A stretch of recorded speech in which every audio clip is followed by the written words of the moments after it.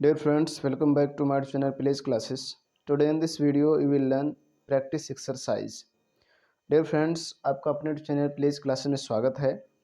आज के video lecture में आप प्रैक्टिस एक्सरसाइज करेंगे। ये फ्यूचर इंडेफिनिट टेंस का प्रैक्टिस एक्सरसाइज है, पैसिव वॉइस का। डियर फ्रेंड्स, आपको फ्यूचर इंडेफिनिट टेंस का पैसिव वॉइस कैसे किया जाता है, कोई हिंदी सेंटेंस हो तो उसको इंग्लिश में कैसे ट्रांसलेट करेंगे, इस टॉपिक पर मैंने वीडियो अपलोड किया हूँ। यदि आप उन वीडियो को ना देखे हों तो देख लीजिए। उसके बाद आप इस प्रैक्टिस एक्सरसाइज को करेंगे तो आसानी से कर ले जाएंगे। डियर फ्रेंड्स, जैसे कि आपको स्क्रीन पर दिखाई दे रहा है लिखा हुआ प्रैक्टिस एक्सरसाइज, और मैंने अभी आपसे कहा कि ये फ्यूचर इंडेफिनिट टेंस का है और ये पैसिव वॉइस है। क्या है? Passive voice. तो यहाँ पर देखिए लिखा हुआ प्रैक्टिस एक्सरसाइज।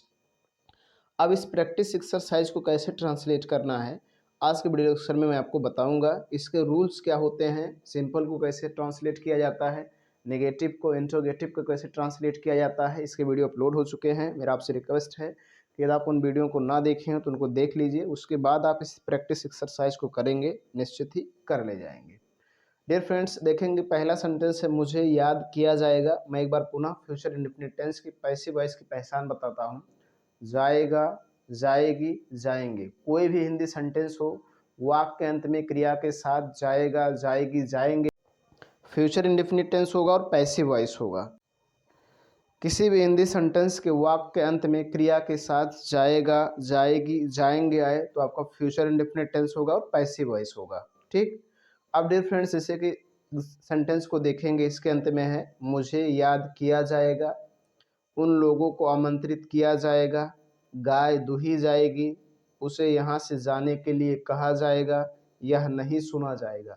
तो सभी के अंत में देखिएगा जाएगा, जाएगा, जाएगी, जाएगा, जाएगा। तो जाएगा, जाएगी, जाएगे वाक्य के अंत में अगर आ रहा है तो आपका फ्यूचर इंडेफिनिट टेंस होगा और पैसिव वॉइस में होगा। ठीक। अब डिफरेंट कैसे ट्रांसलेट करेंगे, तो इसके अंत में जाइए, देखिए पूर्ण विराम है, पूर्ण विराम है, पूर्ण विराम है, पूर्ण विराम है, और इसके भी अंत में पूर्ण विराम है, और इसके भी अंत में पूर्ण विराम है। अब इन सेंटेंसों को देखेंगे, मुझे याद किया जाएगा, उन लोगों को आमंत्रित किया जाएगा, गाय दुही जाएगी, उसे यहाँ से जाने के लिए कहा जाएगा, यह नहीं सुना जाएगा। तो इस सेंटेंस में देख रहे हैं नहीं शब्द मिल गया। ठीक। तो जब नहीं शब्द हो, अंत में पूर्ण विराम हो तो नेगेटिव सेंटेंस होता है। लेकिन 1 2 3 4 सेंटेंस को देखेंगे तो इसमें नहीं शब्द नहीं है और अंत में पूर्ण विराम है। तो जब नहीं शब्द ना हो, अंत में पूर्ण विराम हो, तो उसे कहते हैं नेगेटिव सिंपल सेंटेंस। क्या कहते हैं? Simple sentence. अब सिंपल सेंटेंस का ट्रांसलेट कैसे करते हैं, सबसे पहले ऑब्जेक्ट लिखेंगे। इसमें ऑब्जेक्ट है मुझे, मुझे की इंग्लिश आई, कभी भी मी का यूज नहीं करना है, सब्जेक्टिव केस का यूज करना है। उसके बाद लगाना है विल, सभी के साथ, चाहे सिंगुलर हो प्लूरल। उसके बाद बी लगाना, उसके बाद V3 याद करना का इंग्लिश होता है रिमेम्बर, थर्ड फॉर्म लगाएंगे हो जाएगा रिमेम्बर्ड। उसके बाद full stop. I will be remembered, मुझे याद किया जाएगा। ठीक है। दूसरा सेंटेंस, उन लोगों को आमंत्रित किया जाएगा, तो उन लोगों की इंग्लिश होगा दे। क्या होगा? दे। अब चाहे सिंगुलर हो या प्लूरल, सभी के साथ विल, वे। उसके बाद आमंत्रित करना का इंग्लिश होता है इनवाइट, थर्ड फॉर्म लगाएंगे invited, they will be invited, उन लोगों को आमंत्रित किया जाएगा। उसके बाद फुल स्टॉप, क्योंकि अदर वर्ड नहीं है। गाय दुही जाएगी, तो गाय की इंग्लिश होती है काऊ, तो लिख देंगे द काऊ। उसके बाद लगाएंगे विल वे, द काऊ विल बी, दूहना का इंग्लिश होता है, यहाँ यूज करेंगे मिल्क, उसका थर्ड फॉर्म लगाएंगे milked, the cow will be milk, गाय दुही जाएगी। ठीक। इस तरह से आपको करना है। अगला देखेंगे, उसे यहाँ से जाने के लिए कहा जाएगा, तो उसे की इंग्लिश कभी भी आपको हिम नहीं लगाना, ही लगाना है। उसके बाद विल बी लगाना है, सभी के साथ, चाहे सिंगुलर हो या प्लूरल। उसके बाद कहना का इंग्लिश होता है आस्क, थर्ड फॉर्म लिखा जाएगा ऑक्स्ड, ही विल बी ऑक्स्ड, जाने के लिए टू गो, यहाँ से तो फ्रॉम हियर, यहाँ से तो यहाँ से के इंग्लिश फ्रॉम हियर का यूज कर देंगे। उसके बाद फुल स्टॉप, क्योंकि अब नहीं है। इस तरह से आपको सिंपल सेंटेंस का ट्रांसलेट करना है। सबसे पहले ऑब्जेक्ट, उसके बाद विल बी, चाहे सिंगुलर हो या प्लूरल, उसके बाद V3, उसके बाद अदर वर्ड, उसके बाद लगा देंगे फुल स्टॉप। इस तरह से आपको सिंपल सेंटेंस का ट्रांसलेट करना है। ठीक। अब डियर फ्रेंड्स देखेंगे नेगेटिव सेंटेंस। डियर फ्रेंड्स, अगला सेंटेंस देखेंगे तो देखिए इसके भी अंत में पूर्ण विराम है, इसके भी अंत में पूर्ण विराम, इसके भी अंत में पूर्ण विराम। 3 सेंटेंस है जिनके अंत में पूर्ण विराम है और इसमें नहीं भी शब्द या नहीं सुना जाएगा, आपका काम नहीं किया जाएगा, कुछ नहीं किया जाएगा, कुछ नहीं किया जाएगा, तो नहीं शब्द है। तो जब नहीं शब्द हो, अंत में पूर्ण विराम हो, तो आपका नेगेटिव सेंटेंस होता है।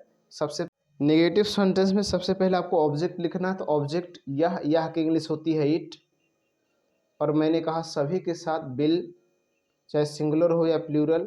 चूंकि नहीं है तो नॉट लगाने के बाद बी का यूज करेंगे, ये ध्यान रखना। इट विल नॉट बी, और सुनना का इंग्लिश होता है लिसन, थर्ड फॉर्म लगाएंगे तो हो जाएगा लिसेंट, उसके बाद फुल स्टॉप, क्योंकि अदर वर्ड नहीं है।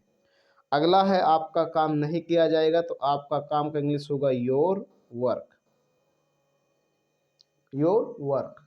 उसके बाद लगाएंगे विल, और उसके बाद लगाएंगे नॉट, और उसके बाद लगाएंगे be. Your work will not be, करना का इंग्लिश होता है डू, थर्ड फॉर्म लगाएंगे done, full stop. Your work will not be done. अगला है कुछ नहीं किया जाएगा, तो कुछ नहीं किया जाएगा, इसको तो ऐसे बना सकते हैं, कुछ नहीं की इंग्लिश कर दीजिएगा नथिंग, उसके बाद विल, उसके बाद बी, उसके बाद करना का इंग्लिश डू, थर्ड फॉर्म लगा देंगे done. Nothing will be done, ये पहला तरीका हो गया। दूसरी तरीके से इस प्रकार से बनाएंगे इट, उसके बाद बिल, उसके बाद नॉट, उसके बाद बी, उसके बाद करना का इंग्लिश डन, उसके बाद आप क्या लगा देंगे एनीथिंग। ये दूसरी तरीका है, it will not be done anything. पहली तरीका ये है नथिंग विल बी डन, दूसरी तरीका it will not be done anything. इस दोनों तरह से इसका सेंटेंस देखेंगे। अगले सेंटेंस के अंत में देखिए तो यहाँ पर देखिए क्वेश्चन मार्क बना है, यहाँ भी क्वेश्चन मार्क, इसके भी अंत में क्वेश्चन मार्क, इसके भी अंत में क्वेश्चन मार्क, इसके भी अंत में क्वेश्चन मार्क, इसके भी अंत में क्वेश्चन मार्क, और इस सेंटेंस के अंत में, अर्थात इधर जितने भी सेंटेंस हैं सभी के अंत में क्वेश्चन मार्क बना हुआ है। तो डियर फ्रेंड्स, मैंने आपको बताया था कि कोई भी सेंटेंस हो यदि उसके अंत में क्वेश्चन मार्क बना है तो वो फिक्स है, इंट्रोगेटिव सेंटेंस है। क्या है? Interrogative sentence. But dear friends, interrogative sentence दो प्रकार का होता है, एक यस नो टाइप और एक WS टाइप।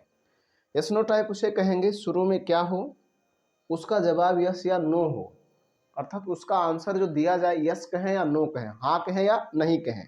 यदि उसका आंसर यस या नो दे सकते हैं और शुरू में क्या है, अंत में क्वेश्चन मार्क है, तो फिक्स है, वो yes no type interrogative sentence है।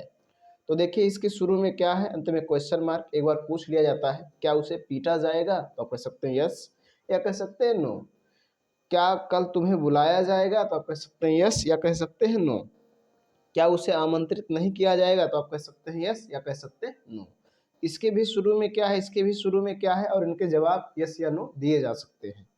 अगले सेंटेंस को देखेंगे, यहाँ कुआं कब खोदा जाएगा, इसके शुरू में क्या नहीं है और ना ही इसका जवाब आप यस या नो दे सकते हैं। तो जब शुरू में क्या ना हो, उसका जवाब यस या नो ना दिया जा सके, तो yes no type interrogative sentence नहीं होगा। डियर फ्रेंड्स, याद रखिएगा, कभी कभी शुरू में क्या होता है उसके बावजूद भी हम उसका जवाब यस या नो नहीं दे सकते हैं। तो शुरू में क्या रहे लेकिन यह जवाब यस या नो नहीं दिया जा सकता है, तो yes no type interrogative sentence नहीं है। ठीक, तो ये तीनों सेंटेंस आपके yes no type interrogative sentence है। और जब yes no type interrogative sentence होंगे तो कैसे ट्रांसलेट किया जाता है मैंने आपको बताया था। सबसे पहले आपको लगाना है बिल, सभी के साथ, चाहे सिंगुलर हो या प्लूरल। उसके बाद ऑब्जेक्ट, उसे की इंग्लिश ही। उसके बाद बी, उसके बाद V3, पीटना का इंग्लिश होता है बीट, थर्ड फॉर्म लगाएंगे बीट एंड फिर क्वेश्चन मार्क। इसी प्रकार से अगले सेंटेंस को देखेंगे। सबसे पहले विल, उसके बाद ऑब्जेक्ट तुम्हें, तुम्हें की इंग्लिश यू, उसके बाद बी, उसके बाद V3, बुलाना का इंग्लिश होता है कॉल, थर्ड फॉर्म लगाएंगे कॉल्ड, और कल की इंग्लिश टुमारो, फिर question mark. Will you be called tomorrow. ठीक है, इसी प्रकार से अगला सेंटेंस, क्या उसे आमंत्रित नहीं किया जाएगा, तो देखिए इसमें नहीं शब्द आया है, आपको केवल ऑब्जेक्ट के बाद नॉट का यूज कर देना। शेष रूल्स ऐसे ही है। सबसे पहले विल, उसके बाद ऑब्जेक्ट उसे की इंग्लिश ही, उसके बाद नहीं की इंग्लिश नॉट, उसके बाद बी, उसके बाद V3, आमंत्रित करना का इंग्लिश होता है इनवाइट, थर्ड फॉर्म लगाएंगे इनवाइटेड, फिर question mark. Will he not be invited. तो ये थे yes no type interrogative sentence, जिसका ट्रांसलेट करते समय सबसे पहले विल, फिर उसके बाद ऑब्जेक्ट, उसके बाद V3, उसके बाद अदर वर्ड। नहीं है तो ऑब्जेक्ट के तुरंत बाद नॉट का यूज कर देंगे। ठीक, अगला सेंटेंस देखेंगे डियर फ्रेंड्स, यहाँ कुआं कब खोदा जाएगा। देखिए इसमें कब शब्द आया है, अंत में क्वेश्चन मार्क आया है। तुम्हें क्या करने को कहा जाएगा, क्या शब्द आया, अंत में क्वेश्चन मार्क आया है। यह काम क्यों नहीं किया जाएगा, क्यों शब्द आया, अंत में क्वेश्चन मार्क आया है। तो जब किसी सेंटेंस में कहाँ, कब, कितना, कितने, कितने, कौन सा, कौन सी, किस, किसका, किसकी, किसके, क्यों, ये शब्द आते हैं तो उनको कहते हैं क्वेश्चन वर्ड। और जब भी ऐसे सेंटेंस का ट्रांसलेट करते हैं तो इनकी अंग्रेजी सबसे पहले लिखते हैं। तो कब की अंग्रेजी सबसे पहले व्हेन, उसके बाद बिल, चाहे सिंगुलर या प्लूरल, उसके बाद ऑब्जेक्ट कुआं तो द वेल, उसके बाद बी, उसके बाद V3 खोदना का इंग्लिश होता है डिग, उसका थर्ड फॉर्म लगाएंगे तो हो जाएगा डग, और उसके बाद यहाँ की इंग्लिश हियर, फिर क्वेश्चन मार्क। इसी प्रकार से अगला में देखेंगे, तुम्हें क्या करने को कहा जाएगा। तो सबसे पहले क्या की अंग्रेजी व्हाट, उसके बाद विल, उसके बाद ऑब्जेक्ट तुम्हें की इंग्लिश यू, उसके बाद बी, उसके बाद V3 कहना का इंग्लिश होता है से, थर्ड फॉर्म लगाएंगे सेड, और टू डू, फिर question mark. What will you we said to do, तुम्हें क्या करने को कहा जाएगा। इसी प्रकार से अगले सेंटेंस को देखेंगे। सबसे पहले क्यों की अंग्रेजी वाई, उसके बाद बिल, उसके बाद V3 यह काम, सॉरी ऑब्जेक्ट, यह काम की इंग्लिश दिस वर्क। उसके बाद जब नहीं आ जाए तो केवल ऑब्जेक्ट के बाद नॉट लगाना, फिर वी लगाना, इतना ध्यान रखना है आपको। फिर V3 करना, करना का English do, third form done, फिर question mark. Why will this work not be done, यह काम क्यों नहीं किया जाएगा। ठीक, इस तरह से करेंगे। डियर फ्रेंड्स देखेंगे दो सेंटेंस और हैं। यहाँ पर पार्सल कब भेजा जाएगा, किसको यहाँ बुलाया जाएगा। देखिए यहाँ किसको आया है, यहाँ कब। तो सबसे पहले कब की अंग्रेजी व्हेन, उसके बाद विल, उसके बाद ऑब्जेक्ट द पार्सल, उसके बाद बी, उसके बाद V3 भेजना का English send, third form send, फिर क्वेश्चन मार्क। किसको बुलाया जाएगा, सॉरी यहाँ किसको बुलाया जाएगा, तो किसको की अंग्रेजी होम, उसके बाद विल, उसके बाद वी, उसके बाद V3 बुलाना का इंग्लिश होता है कॉल्ड, थर्ड फॉर्म कॉल्ड, और यहाँ की English here, who will be called here, उसके बाद क्वेश्चन मार्क। इस तरह से आपको करना है। तो डियर फ्रेंड्स आज की वीडियो लेक्चर में मैंने फ्यूचर इंडेफिनिट टेंस की पैसिव वॉइस का प्रैक्टिस एक्सरसाइज कराया, जिसमें 15 सेंटेंस थे। और इन 15 सेंटेंस को ट्रांसलेट करने के बाद आपको ये पता हो गया होगा कि मेरा फ्यूचर इंडेफिनिट टेंस का पैसिव वॉइस तैयार है। आज से मैं ऐसे हजारों लाखों सेंटेंसों को आसानी से ट्रांसलेट कर सकता हूँ, कोई दिक्कत नहीं है। डियर फ्रेंड्स इस वीडियो को देखने के बाद कोई सीख, कोई जानकारी मिली हो तो लाइक करें। चैनल पर पहली बार आया हूँ तो आपसे रिक्वेस्ट है कि चैनल को सब्सक्राइब करें, साथ साथ बेल आइकन भी प्रेस करें, ताकि जो मैं वीडियो अपलोड करूँ उसका नोटिफिकेशन आपको मिलता रहे। साथ साथ डियर फ्रेंड्स कमेंट बॉक्स में ज़रूर लिखें कि आपको किस टॉपिक पर, किस पॉइंट्स पर और कैसे सेंटेंस की ज़रूरत है, आप किस प्रकार के सेंटेंस को सीखना चाहते हैं। कमेंट बॉक्स में लिखेंगे तो उसके अनुसार मैं शायद आपको वीडियो प्रोवाइड कर सकूं। आज की वीडियो लेक्चर में इतना ही, धन्यवाद।